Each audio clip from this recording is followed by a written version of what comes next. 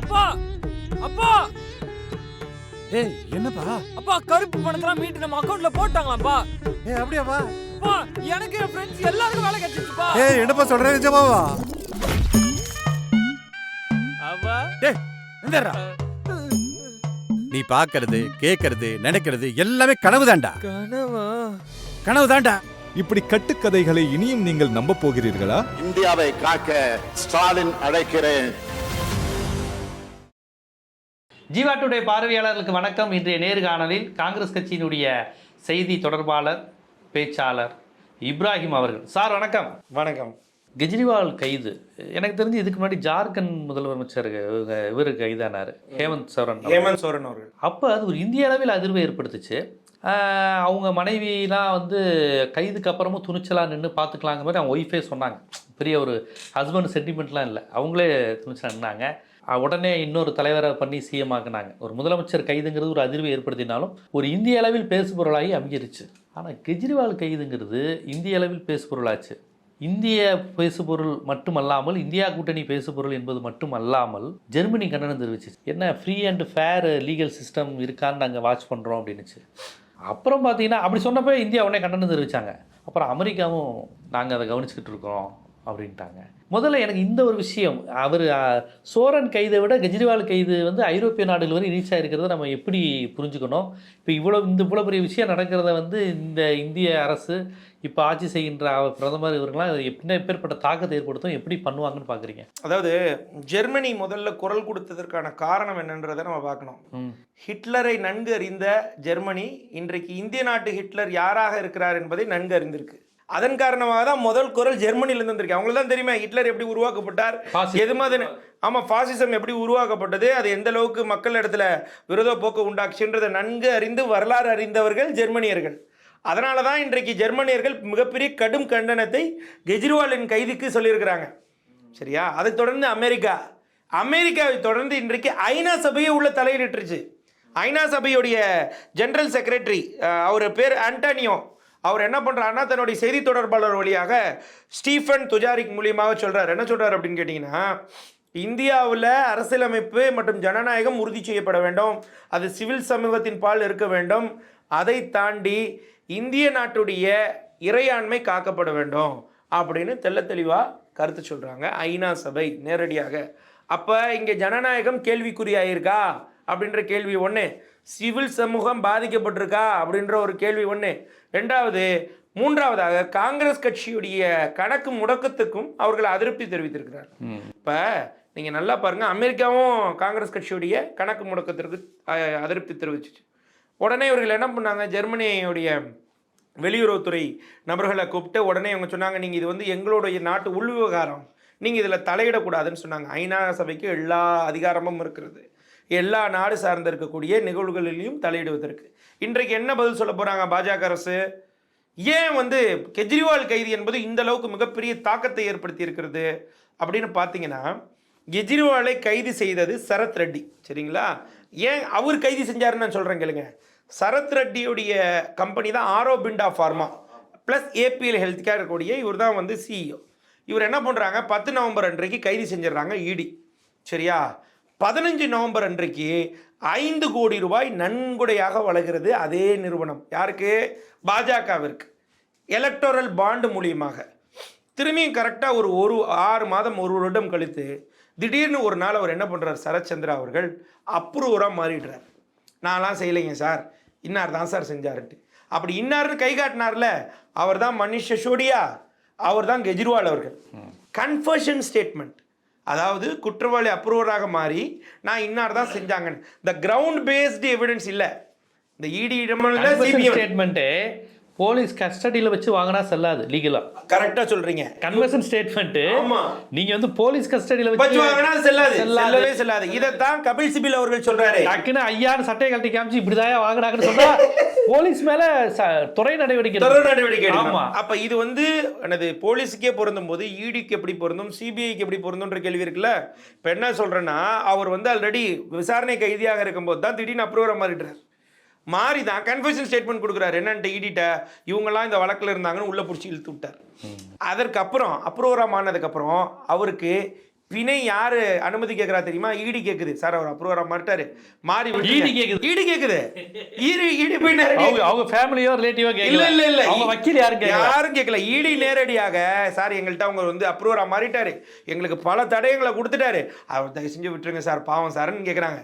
கேட்கப்பட்டு 15 நாட்கள்ல திரும்பியும் 35 கோடி ரூபாயை நன்கொடையாக வழங்குறார் சரத் ரெட்டி, அவருடைய நிறுவனமும் சேர்ந்து பாஜகவிற்கு. இப்போ சொல்லுங்க, இது எது மாதிரியான போக்கையும் இந்த நடவடிக்கை விசாரணையும் நடைபெற்றிருக்கும் இடியின் மூலியமாக? ஒரு கேள்வி எழுதா, இந்த கன்ஃபெஷனை லீகல் ஹைரம்னா நம்ம லீகல் எவிடன்ஸாக எடுத்துக்க முடியுமா? இதை தான் கபில் சிபல் அவர்கள் வாதாடிட்டு சொல்றாரு. There is zero evidence, it's zero ground based கேஸ்ன்னு சொல்றாரு.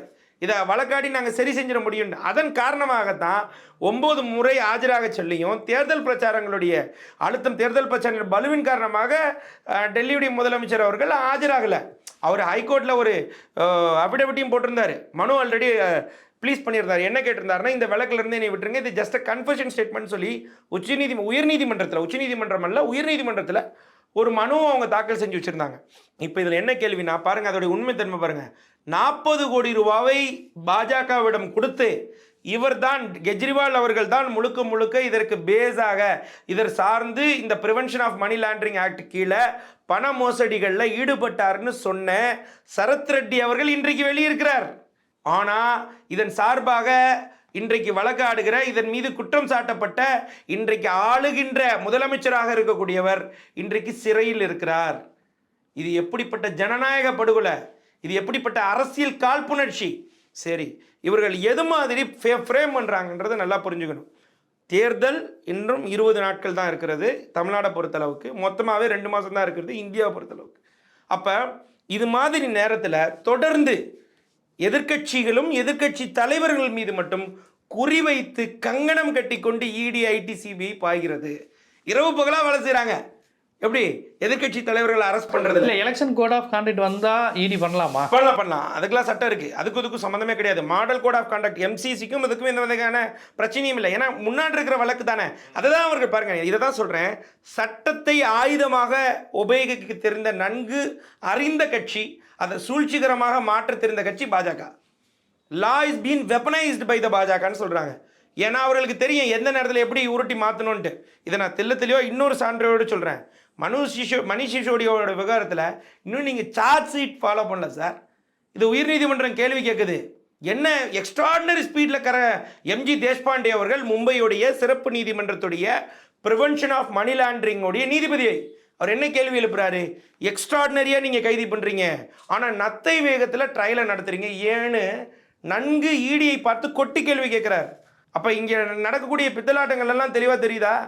நீங்கள் கிட்டத்தட்ட 2004 2014 வரைக்கும் சார் கிட்டத்தட்ட 120 கேஸு தான் இடியால் தாக்கல் செய்யப்பட்டது. 2014 2024 வரைக்கும் 3020 கேஸ் யாருனால? இடியினால் எனது சோதனை நடைபெற்றிருக்கு. இதில் எவ்வளோ தெரியுமா கன்விக்ஷன் நடத்திருக்காங்க? வெறும் 27 பேருக்கு. அப்போ 3000 ரைடுலாம் எதுக்கு? இதற்கு பாஜக நன்கொடை பெறுவதற்கு. அதுக்கும் மிகப்பெரிய ஆதாரம் இருக்குது. கிட்டத்தட்ட அதான் சொன்னேன், இதில் ஒரு ஸ்டைல் ஆஃப் ஃபார்மேட்டே இருக்குன்னு சொல்கிறேன். ப்ரீபெய்டு ஊழல், போஸ்ட்பெய்டு ஊழல், ரைடு ஊழல். 41 கம்பெனிக்கு ரைடு நடத்திவிடுறாங்க. ரைடு நடத்தின பின்பாக 2500 கோடி ரூபாய் நன்கொடை வழங்கப்படுகிறது பாஜக கட்சிக்கு. அதுக்கப்புறம் இந்த 41 கம்பெனிக்கு ரைடும் காணோம், அவர்களுக்கு எதுவதையான விசாரணையும் நடைபெறலை. இதெல்லாம் லிஸ்ட்டே இருக்குது நம்மள்ட்ட, எந்தெந்த கம்பெனிக்கு எந்தெந்த தேதியில் எனது ரைடு நடத்துனாங்கன்ட்டு. நான் இங்கே என்ன கேள்வி கேட்குறேன், சரத்சந்திரா அவர்களை இன்றைக்கு விடுவித்த பாஜக அரசு தொடர்ந்து எதிர்க்கட்சிகள் மீது மட்டும் ஏன் தொடர்ந்து உங்களுடைய கவனம் அதிகமாக இருக்கிறது? அதுவும் மேன்மையாக சொல்ல போனால் இந்தியா அலையன்ஸ், இந்தியா கூட்டணியில் இருக்கக்கூடிய கட்சி தலைவர்கள் மட்டும் தொடர்ந்து தாக்குறாங்க. இதற்கு எடுத்துக்காட்டு சொன்னால் இது ஒரு மும்முனை தாக்குதல்னே சொல்லலாம். என்ன பண்ணுறாங்கன்னா, ஈஸ்ட் பக்கம் ஹேமந்த் சோரனை அரெஸ்ட் பண்ணிடுறாங்க. ஓகேவா? டெல்லியுடைய முதலமைச்சராக 75 ஆண்டு காலம் சுதந்திர இந்தியாவில் வரலாறு காணாத வகையில் சிட்டிங் சீஃப் மினிஸ்டரை அரெஸ்ட் பண்ணது இந்திய வரலாறு கண்டதுண்டா? இல்லை, இதான முதல் முறை. அப்போ ஏன் திடீர்னு இந்த அளவுக்கு அழுத்தமாக அரெஸ்ட் பண்ணுறீங்க?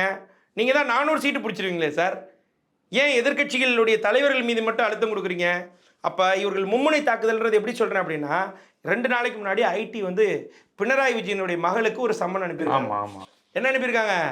நீங்கள் மினரல் கம்பெனியில் உங்கள் மேலே ப்ரிவென்ஷன் ஆஃப் மணி லாண்டரிங் ஆக்டுக்கான முகாந்திரம் இருக்கிறது, நீங்கள் நேரில் வந்து ஆஜராகங்கன்னு சொல்லிட்டு பினராயி விஜயனுடைய மகளுக்கு போட்டிருக்காங்க. அப்போ கேரளா சீஃப் மினிஸ்டரோட நிலைமை என்னன்றதையும் இப்போ கேள்விக்குறி ஆக்கப்பட்டிருக்கு. பாருங்கள், அந்த பக்கம் டெல்லி, இந்த பக்கம் ஹேமந்த் சோரன், இந்த பக்கம் பினராயி விஜயன் மும்முனை தாக்குதலாக இருக்கா. அப்போ இந்தியாவை மும்முனை தாக்குதலின் அடிப்படையில் கொண்டு வந்து கட்டமைத்து எதிர்க்கட்சியின் தலைவர்கள் எல்லாம் முடங்க வைக்க வேண்டும் என்பதுதான் ஒற்றை நிர்வாக திறமையை காட்டுகிறது பாஜக. தெள்ள தெளிவாக அவங்களுடைய ஒரே ஒரு சிங்கிள் பாயிண்ட்ல நிற்கிறாங்க. ஏன் நீங்கள் தான் 400 சீட்டை அபாரமாக வெற்றி பெற்றுவீங்கல்ல. நான் என்ன கேட்குறேன், ஒரு மனிதாபிமான அடிப்படையில் சீஃப் மினிஸ்டர் விட்டுருக்க வேண்டியதானே? இன்னும் 1 மாதம் தானே தேர்தல் இருக்குது. அவரை நம்பி வாக்களித்தவங்க இருக்கிறாங்கல்ல. அப்போ எதை பற்றியாவது கண்டுக்கிட்டாங்களா? ஏன்னா பெரும்பான்மையான இடத்தை பாஜக பிடிக்க முடியாதுன்றதை நன்கு அறிந்திருக்கிறது. 250 சீட்டு கூட தேராது. அதுதான் சர்வே ரிப்போர்ட் எதிர்கட்சியின் மீது நடவடிக்கை எடுக்கிறதா சொல்றீங்க. ஆமா, இப்போ ஐநா உள்ள நுழைஞ்சிருக்கிறது எந்த விதத்துல தாக்கத்தை ஏற்படுத்தும் நினைக்கிறேன்? கண்டிப்பா. இப்போ உலக அளவில் பேசப்படும்ல, உலக அளவில் பேசப்படுது. ஏன் ஐநா தாக்குதல் உள்ள ஐநாவுடைய கருத்து என்பது எதுக்கு பாஜக அரசை தாக்குற மாதிரி வருது? நீங்க எது மாதிரியான நடவடிக்கைகள் எல்லாம் எடுக்கிறீங்க? இங்கே ஜனநாயக படுகொலை நடந்திருக்குன்னு தானே சொல்றாரு எங்களுடைய காங்கிரஸ் கட்சியினுடைய தலைவர் ராகுல் காந்தி அவர்கள். சார், மொத்தம் நீங்க பாத்தீங்கன்னா 93, 94 அசஸ்மெண்ட் இயர் 30 வருட காலம் ஆயிடுச்சு. அதற்கு இன்றைக்கு கணக்கு கேட்கிறது பாஜக அரசு. சீதாராம் கேசரி தான் அன்றைக்கு இருந்த ட்ரெஷரர் எங்க கட்சிக்கு. ஏன் அதுக்கு பின்னாடி வந்த வாஜ்பாய் அரசு உங்க அரசு தானே? ஏன் கணக்கு கேட்காம விட்டீங்க? இப்போ ஏன் கணக்கு கேட்குறீங்க? எங்களுடைய காங்கிரஸ் இதுவும் சர்வதேச அளவில் செய்தியாயிருக்கு. ஆமா, கணக்கு முடக்கம், காங்கிரஸினுடைய கணக்கு முடக்கம் என்பது சர்வதேச செய்தி ஆயிடுச்சு. 11 அக்கௌண்ட் 4 பேங்கோடைய காங்கிரஸுடைய அதிகாரப்பூர்வ கணக்குகளை முடக்கி இருக்கிறது பாஜக. எதுக்கு முடக்கிறீங்க? இதில் பல கணக்குகள் மக்கள் தன்னிச்சையாக வந்து சுதந்திரமாக வந்து காணிக்கையாக 1000, 2000 காங்கிரஸ் கட்சியுடைய கொள்கை வளரணும் கொடுத்த காசு சார். போஸ்ட் அடிக்கிறதுக்கு வச்சுக்கோங்க சார் இப்படின்னு கொடுத்த காசு. ரொம்ப பஸ்ஸில் பயணிக்கிறதுக்கும் இது மாதிரி சின்ன சின்ன செலவுக்கு காங்கிரஸ் கட்சியுடைய பணத்தை முடக்கிறாங்க. அதில் எப்படி முடக்கிறாங்கன்னா, அவங்க என்ன சொல்கிறாங்க, 15 நாட்கள் கழித்து ஒரு 16,90,000 ரூபா பணம் கொடுத்துட்றாங்க ஒரு எம்பி மூலிமா காங்கிரஸ் கட்சிக்கு. அதுக்கு வந்து இவங்க வந்து ஃபைன் விதிக்கணும்னா எதுக்கு விதிக்கணும்? அந்த 14 லட்சத்துக்கு தானே விதிக்கணும். 285 கோடி ரூபாய்க்கும் ஃபைன் விதிக்கிறாங்க. ஃபைன் விதித்து அது லைன் அமௌண்ட்டாக என்ன பண்ணுறாங்கன்னா 280 கோடி ரூபா அதில் அக்கௌண்ட்டில் இருக்குது. 210 கோடி ரூபாவும் முடக்கிடுறாங்க அந்த அக்கௌண்ட்டை. அப்போ நிதியை முடக்கி விட்டால் காங்கிரஸ் பிரச்சாரம் செய்யாது, சீப்பை திருடி விட்டால் கல்யாணம் ஆகாதுன்ற கான்செப்ட்.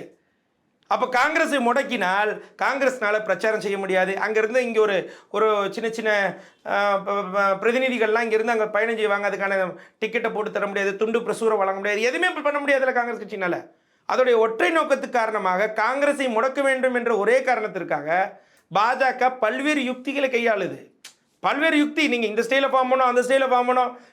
சிட்டிசன் அமெண்ட்மெண்ட் ஆக்டை கொண்டு வந்தீங்க, ஒன்றும் பருப்பு வேகலை.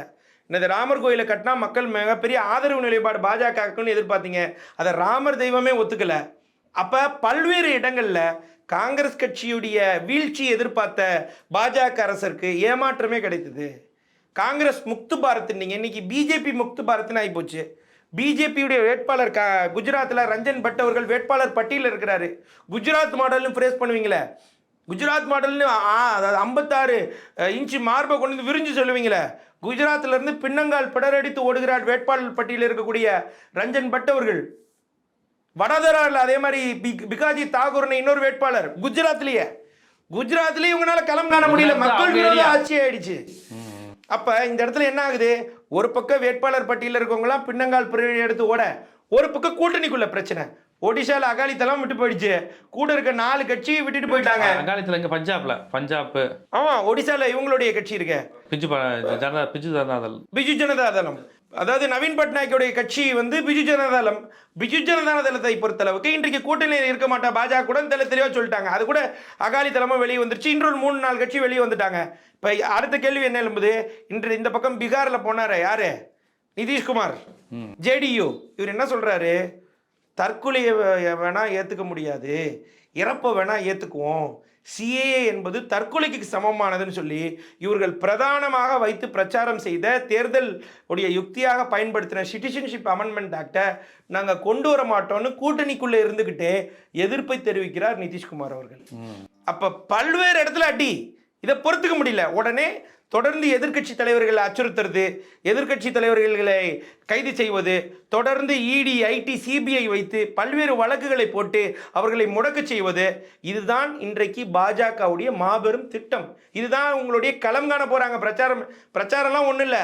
எங்கே பிரச்சாரம் இருக்குது? நீங்கள் இந்த முறை 5 முறை வந்தார்ல இந்திய நாட்டு பிரதமர் அவர்கள், 5 முறை வந்தார் தமிழ்நாட்டுக்கு. 6வது முறை தேர்தல் பிரச்சாரம்னு சொன்னாங்க.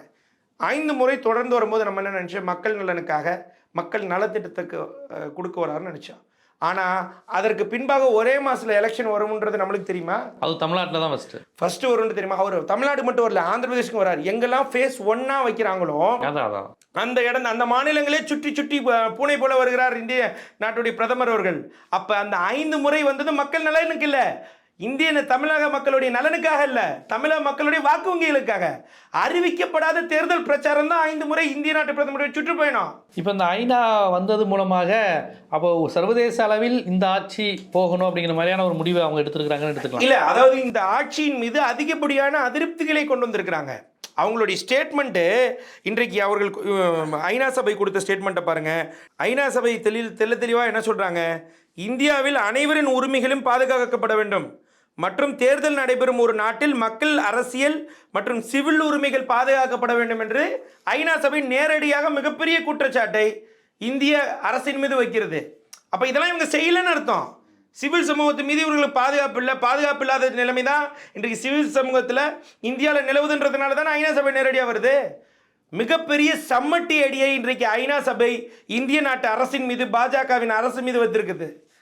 இன்றைக்கு இன்னும் நம்ம அதிகப்படியாக கவனம் கொள்ளணும். மக்கள் எல்லாம் அதிகப்படியாக இனிமேல் தான் பாருங்கள் மக்களுடைய நிலைமையெல்லாம். மக்களை பற்றி ஐநா சபை பேசுகிற அளவுக்கு யார் கொண்டு வந்து விட்டுட்டா? இன்றைக்கு இந்திய நாட்டுடைய பிரதமர் அவர்களும் பாஜக அரசு கொண்டு வந்து விட்டுருச்சு. கண்டிப்பாக இந்திய நாட்டின் நிலை இது குறித்து பிற நாடுகள் பேசும்போது, இங்கே நடக்கக்கூடிய மனித உரிமை குறித்து பேசும்போது இவங்க சொல்கிறது எங்கள் நாட்டு பிரச்சனை பற்றி நீங்கள் பேசலாமா, இந்தியன் சாவர்னிட்டின்லாம் பேசுவாங்க.